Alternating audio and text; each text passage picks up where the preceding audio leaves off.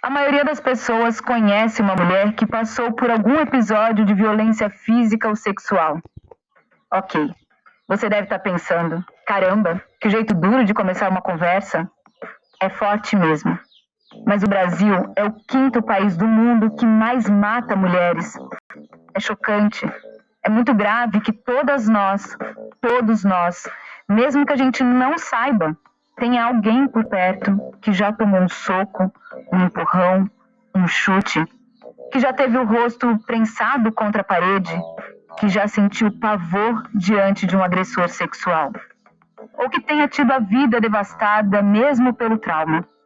É gravíssimo, porque faz a gente ter certeza de que só por ser mulher a gente já está em risco. E é isso mesmo. De acordo com a Organização Mundial da Saúde, a OMS, 1 em cada 3 mulheres sofre violência física ou sexual.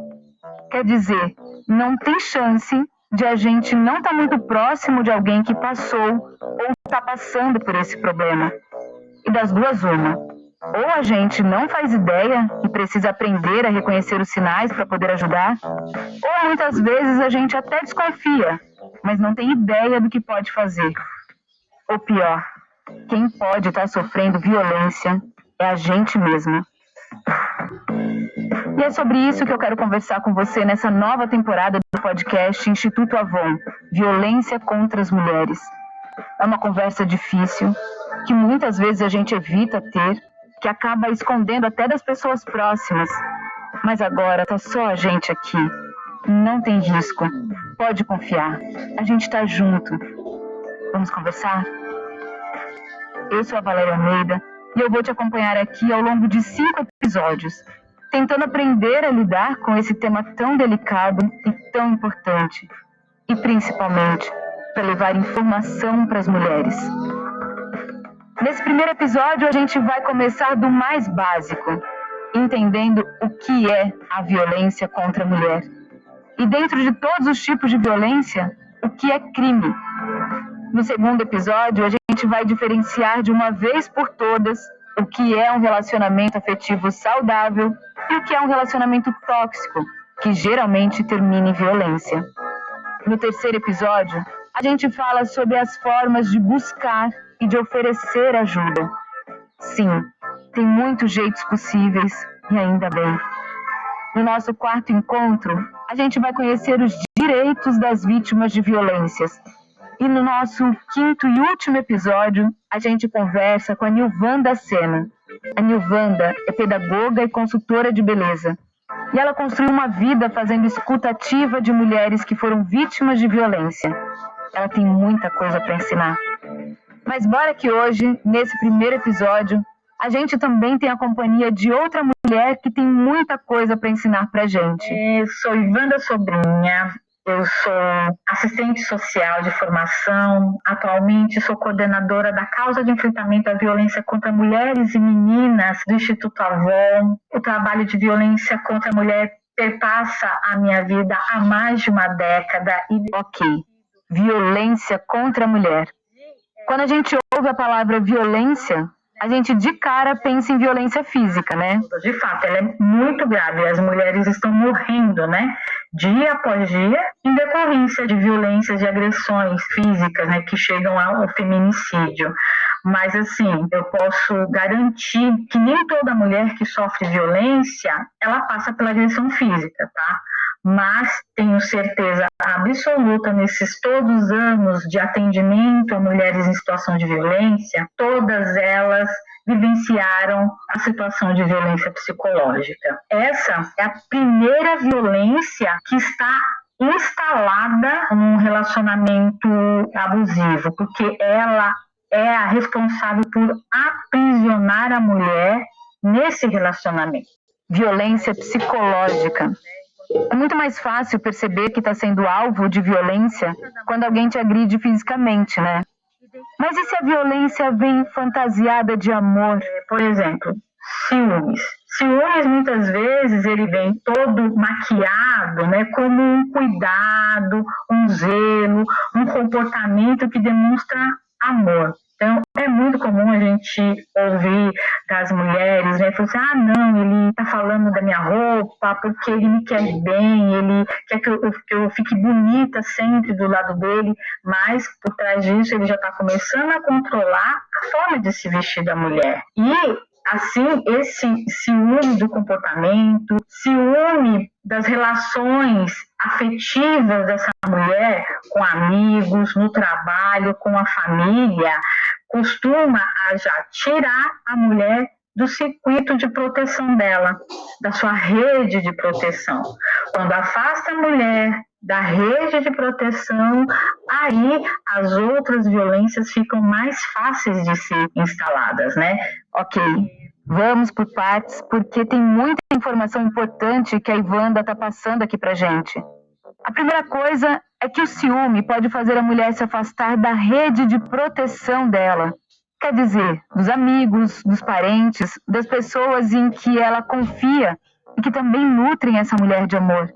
E que também podem oferecer apoio para ela e ajudá-la a perceber que ela não está num relacionamento legal. O companheiro, de repente, começa a achar que uma amiga não é boa companhia, boa influência para ela, ou que ela só liga para os parentes e deixa ele de lado.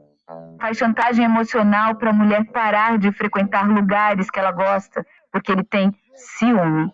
E não para por aí. Situações como essa de afastar do núcleo de amizades é um sinal muito importante. Se essa mulher é uma colega consultora de beleza, por exemplo, como que ela vai conseguir fazer suas vendas, exercer o seu trabalho, se ela não consegue ter essas relações sociais?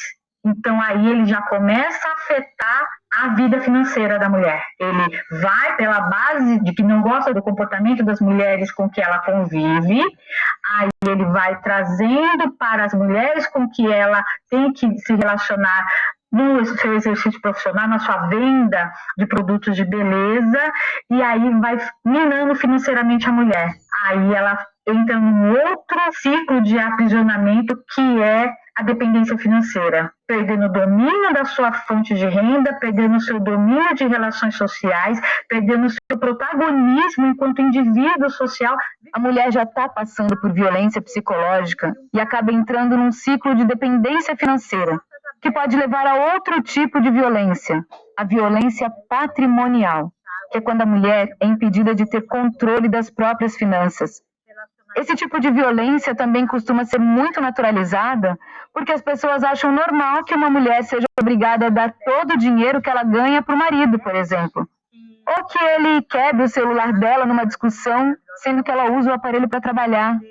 Qualquer situação que atinja a autonomia financeira da mulher é uma violência patrimonial. E aí, nessa trajetória, a pessoa agressora ela vai atingir gravemente a autoestima da mulher, porque era uma mulher que tinha amizades, que tinha um trabalho, que tinha uma fonte de renda, e aí ela fica restrita apenas à relação a dois, que quando normalmente chega nesse estágio, aí começam as outras violências, as agressões físicas, porque aí quando a mulher ela tenta sair minimamente dessa situação, aí vem a parte física para que ela se mantenha naquele lugar que a pessoa autora da violência conseguiu manter. E aí ela, nessa condição, ela fica sem forças para buscar ajuda, para buscar atendimento.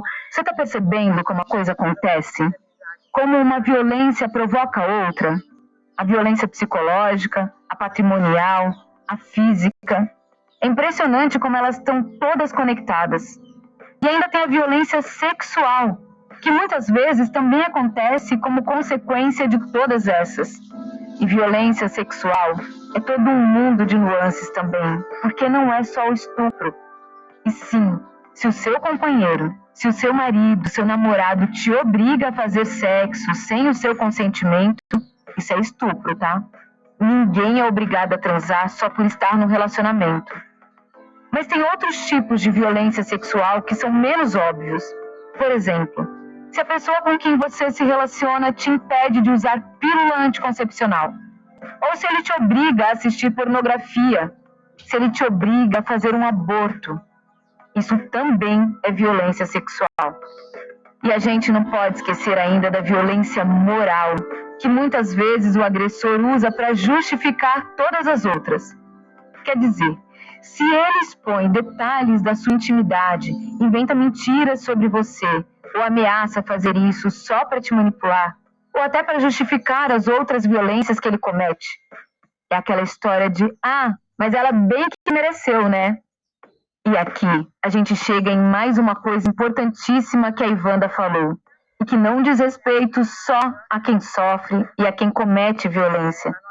Diz respeito a todos nós. Então, assim, uma definição clara do que é violência contra a mulher, a gente pode começar a dizer que é qualquer ação ou omissão baseada no gênero. E quando a gente coloca omissão também, nos colocamos enquanto sociedade como agentes dessa questão da violência contra a mulher. Porque uma omissão baseada no gênero, que causa dor, morte, qualquer tipo de sofrimento físico, sofrimento emocional, e que de alguma forma atinge essa dignidade da mulher, impedindo que ela se desenvolva plenamente, é uma violência.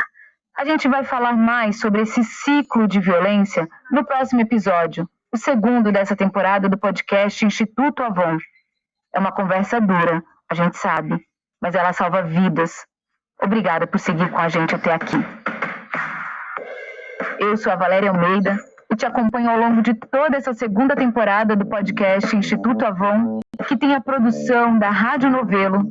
O roteiro é de Mariana Filgueiras, que fez a produção com a Bárbara Rubira.